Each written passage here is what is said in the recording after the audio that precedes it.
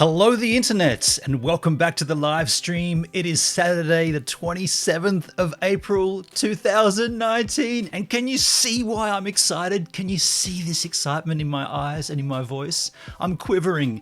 It's the 27th of April.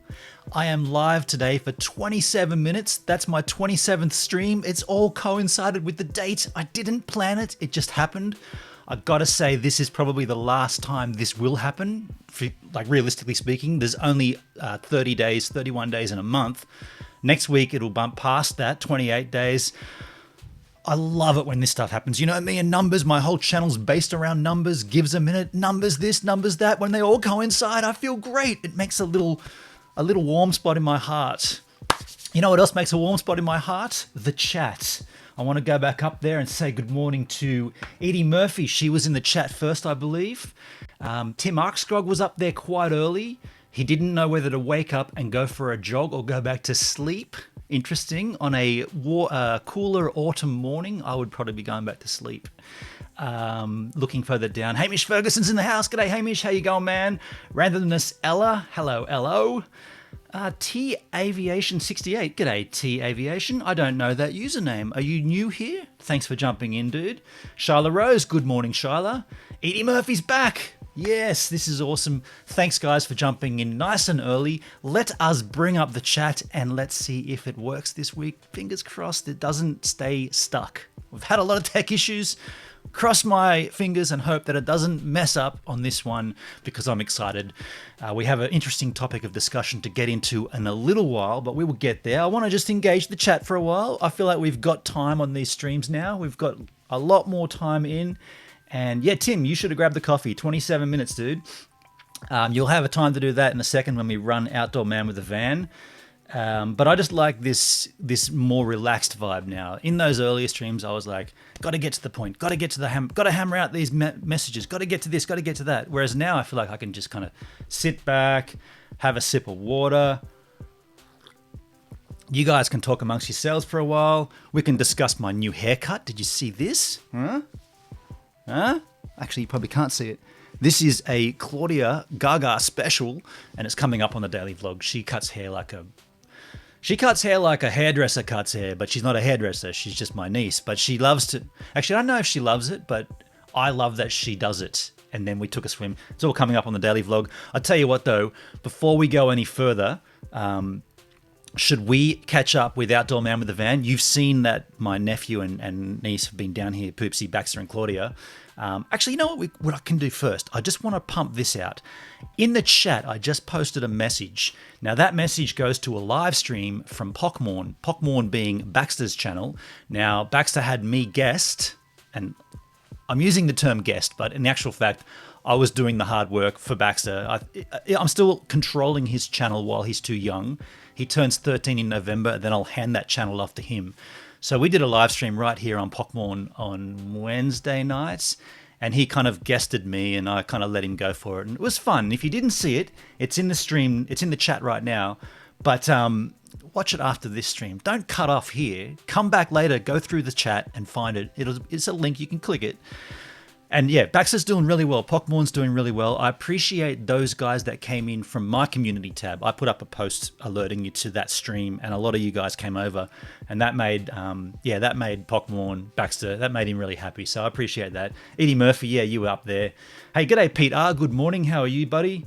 All right, so I hear Tim Arskog saying, "Let's go, Steve Van, Outdoor Man with a Van." Welcome to episode 24 of Outdoor Man with a Van. This week on Outdoor Man with a Van, I have a little helper. Come over here, Baxter. How are you, man? Good, how are you? Very good. My gut feeling is if we go to turn Steve Van on, it's not going to turn over. I haven't used it since the last episode of Outdoor Man with a Van, and I got that gut feeling it ain't going to work. Can you drive a vehicle? Oh, no, can I? You want to try? Sure. I love that sound when it opens. Hop on in to Steve Van.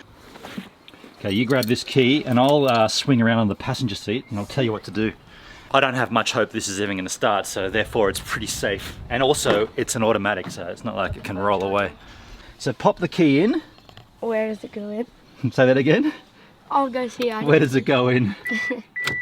Okay. If the alarm goes off, You turn it to. no, Oh, no, yeah. you press. Actually, take the key out again. If the alarm goes off, you just press this button here. Top one? The bottom. It'll be hanging like that, so it'll be the bottom one. Yeah. It's in park. All good. Handbrake is on. Put it in and turn it over and see what happens. To start? Or All the way.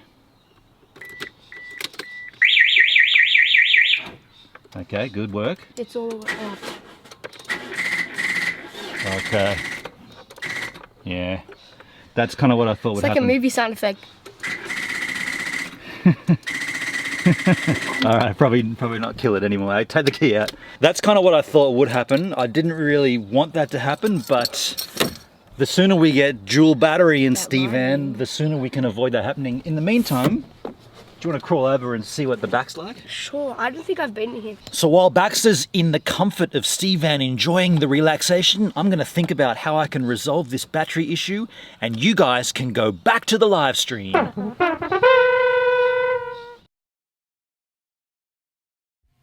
I kind of knew that might happen, and it doesn't really faze me that the battery issues are still there. I know that we are going to resolve that big time once we get the dual battery system set up. So even though it's not working as it should, it doesn't really bother me. But I did find that funny how Baxter didn't know where the key went. You know, the innocence of youth. Well, he's never driven a car. He's never held a car key. I don't know if he has, he might have. But just for him to say, where does it go? Like, and then what do I do? How far do I turn it? I remember being that young and being scared of an ignition and scared of a wheel and all that. Also, if you do watch Pockmorn's live stream, Stephen jumped in and he had a great point. He suggested that once I'm up and live streaming from Stevan, we should put Baxter in when he's going for his driver's license and live stream his first ever drives. Now that would be super cool. Could you imagine? Could you imagine if you had a video or a live stream of your first time you ever drove a vehicle? I think that's such a cool idea. And Stephen got in there with that suggestion, so we'll definitely be doing that. Excuse me.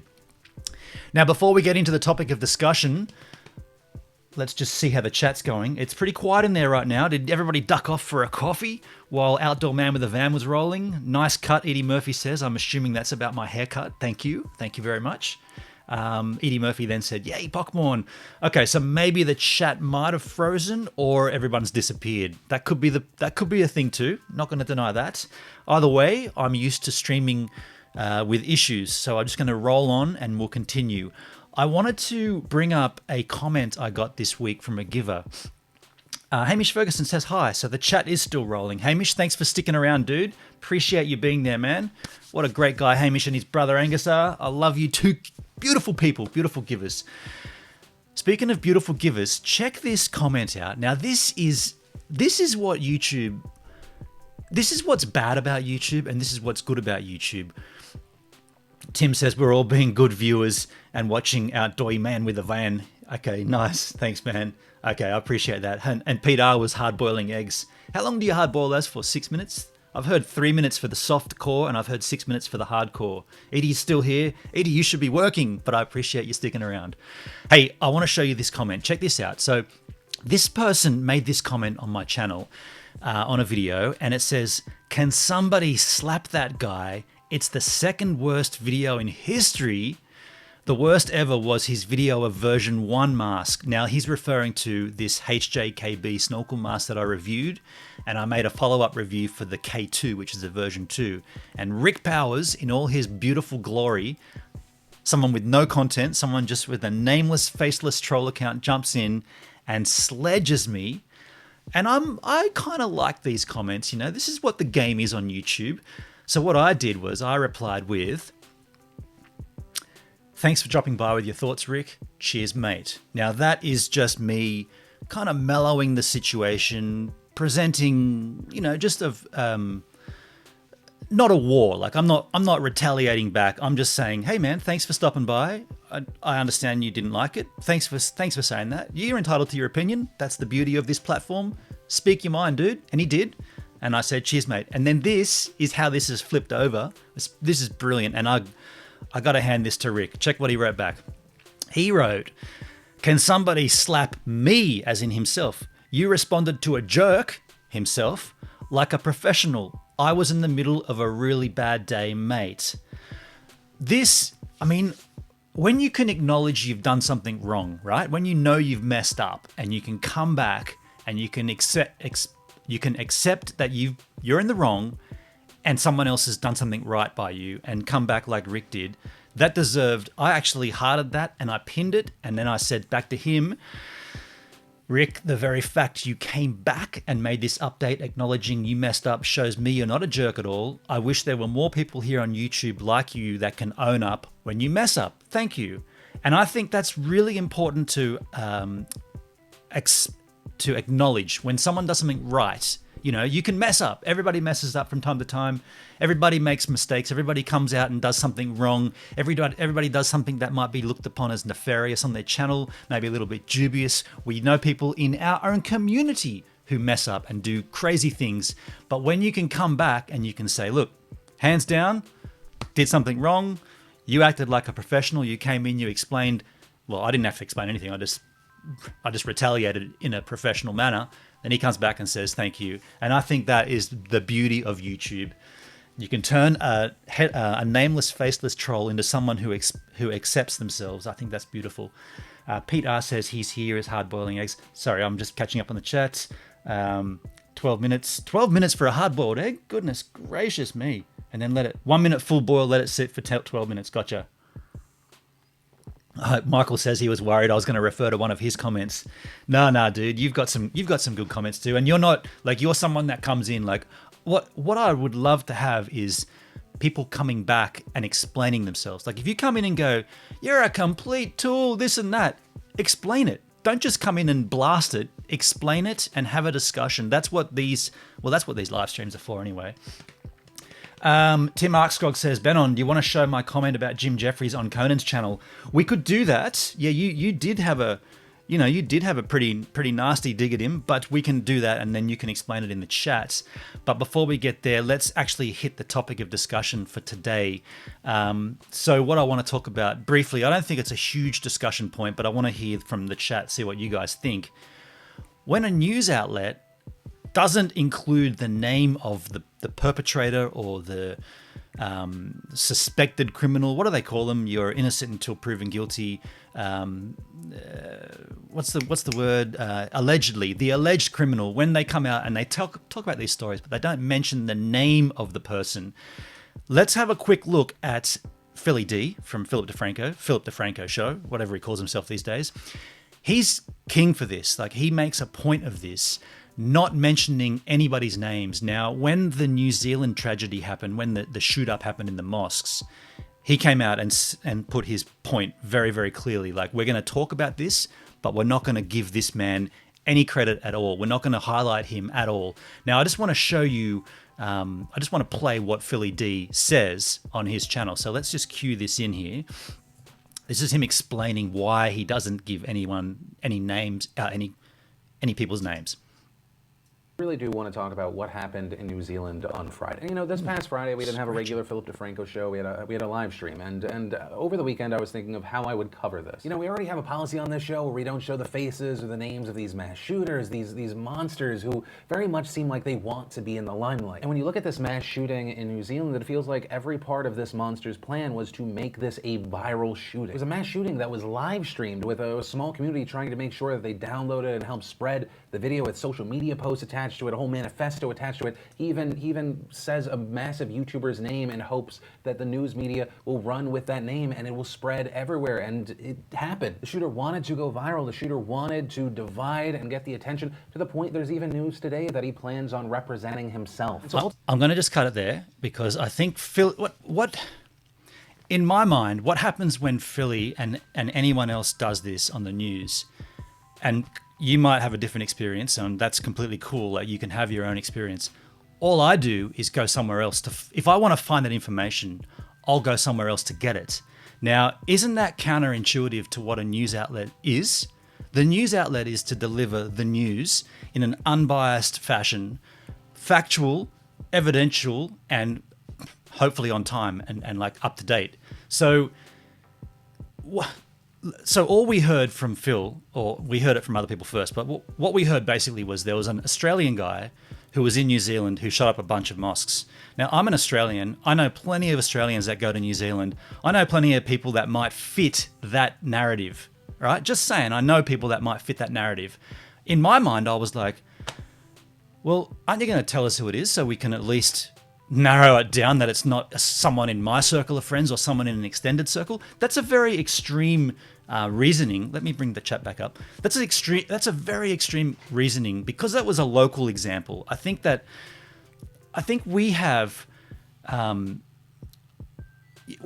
we're the audience, right? So like we want to learn, we want to know about something, and if you start cropping parts of that situation out because of whatever belief you have, like now Philly D, his belief is that they don't want to give this guy any more credit and any more fame. They don't want to put him in the history books. But the mere fact you're reporting the story is giving him the fame because, like I said, people will just go somewhere else to get his name. So either you tell the story or you don't. It's like, what does this do for history's sake? Like if I go back, what about if Baxter in 20 years from now, he's going back to do, I don't know, a school report on like when, not 20 years, he'll be out of school, but you know what I'm saying? Like when a young person, when Poopsie's going to school and she's doing a report on terrorism in the noughties, and she goes to find out about this big thing that happened in New Zealand in 2019, and she goes to like the Internet of Things, whatever it is in that day, and she finds all these reports and no one mentions the name. What does she do? Does she write her report saying, Mr. Blank went and did this? No, they have names, just like we have names for all the historical people that have messed up. We know Adolf Hitler. We know his name. They didn't block it out. I just think that I'm just going to catch up on the chat in a second.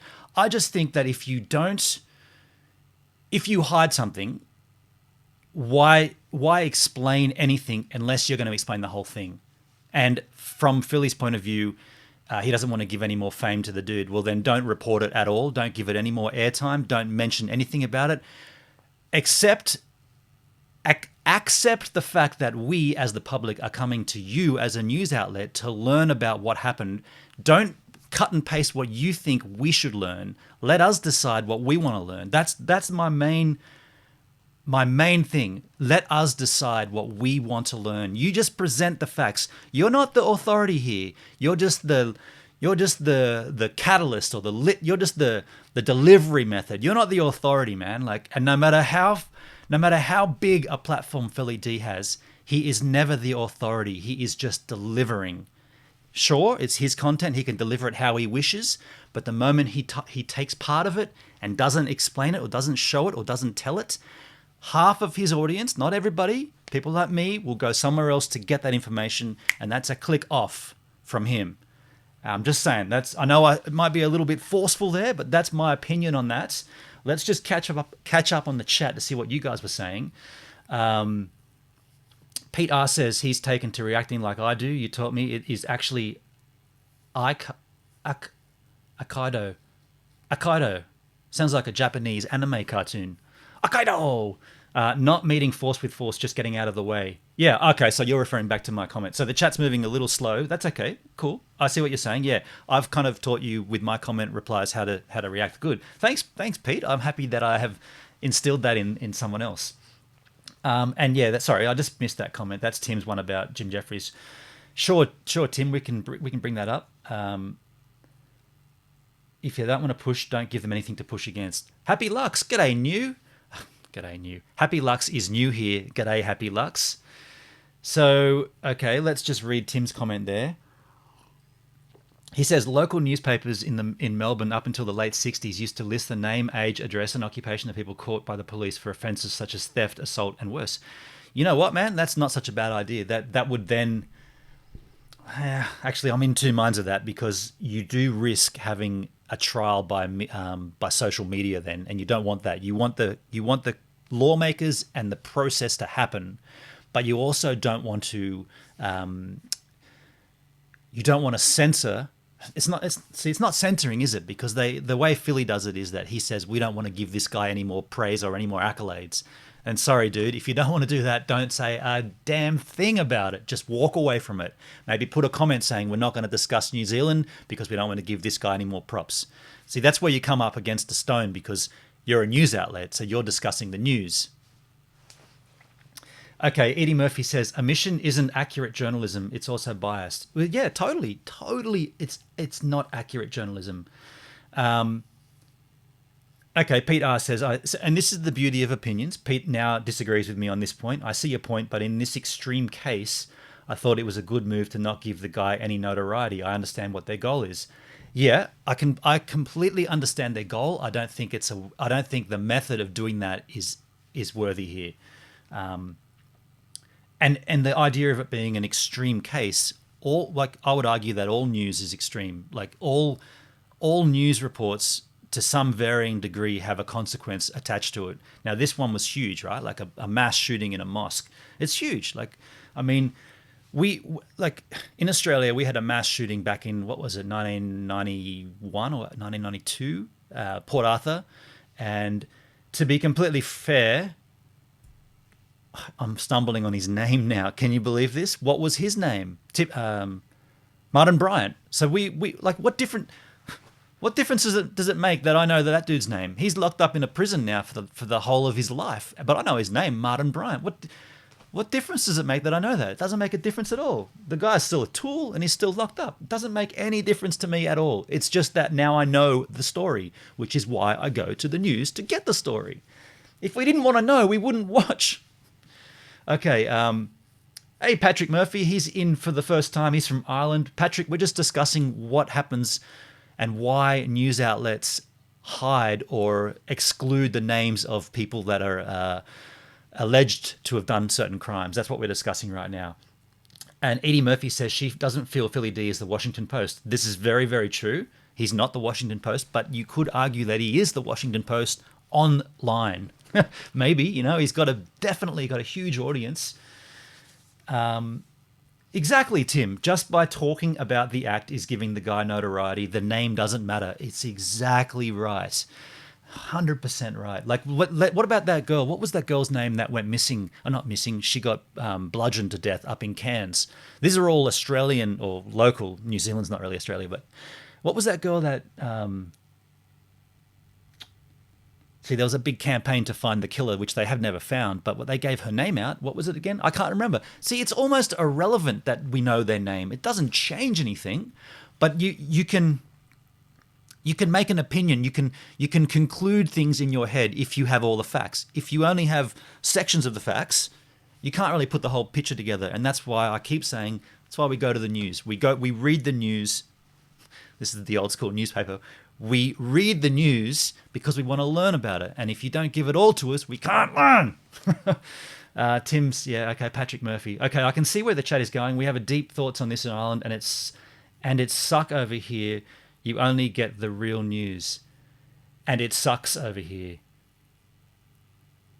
Okay, Peter, you're bringing up the Sri Lanka incidents too. I'm not 100% certain about that. Again, I haven't really followed what went on there. I understand there was the same kind of thing, different factions doing it this time. Like the New Zealand one was an Aussie guy blowing up a bunch of Muslims, and I think the Sri Lankan one was a bunch of terrorists blowing up a bunch of Christians. I don't know. So Patrick says, sorry, we only get half the real news. Yeah, that's the scary part. If you only get half of it, what good is it? Like, I mean, do we know outlets that reported everything on the New Zealand tragedy? Do we know outlets that did that? And what was the consequence? Did anything major change? Like, what about the Las Vegas shooting? What was the hotel called? I can't remember the name of the hotel. The Mandalay. What about that? Like that dude. We knew his name, right? Like again, we didn't get it from Philly D because he wouldn't say it. But the second he doesn't say it, I just went somewhere else and typed in Mandalay Bay, Las Vegas killer shooter name. Bang, get the name straight away. It's like, it's not. It's so silly. The argument that we're giving them notoriety is ridiculous. If anything, you not giving the name is giving them more notoriety because we have to go somewhere else and click again and give that page more hits, so therefore their ranking goes up. If you just said, here's the story, here are the facts, this is the dude who did it, he's been remanded in custody, we're waiting trial, make up your own opinion. They're all the facts. We wouldn't have to go anywhere else and click anywhere else and give anyone else more hits and give the guy more notoriety. Damn, the more we discuss this now, the clearer it becomes that it's a silly thing to do. They only release enough information to back their agenda. Harmony, well, you could argue that 100%. You could definitely go down that path. I don't think in this stream today we have enough time or enough knowledge to dig into that. I don't have enough knowledge. Harmony, you may have more to discuss with that. I'd love to hear your thoughts. I'll stick around in the chat after this stream's over if you want to, suggest your thoughts. I don't know much about that. Patrick Murphy in Ireland says there is a massive story here right now that could easily set Northern Ireland back 40 years if not handled right. Are you getting the NBN as well? Sorry, that's a local joke to Australia. Are you getting an internet service rolled out in your country that's using copper, not fiber? Because that's what's happening, right? Sorry, I shouldn't dig that deep. This has been a fun chat though. Like, in all seriousness, they're my opinions, they're my thoughts. Your thoughts and your opinions definitely may differ, and I understand that and I appreciate that. It's good to have a chat where people can differ and have differing opinions and not run away scared and crying like we've seen in the past on CreatorCast. I can hear my outro bass line. That's the stream for this week. See you all next week, fellas and fellettes. Fellettes? That's not a word. Crikey.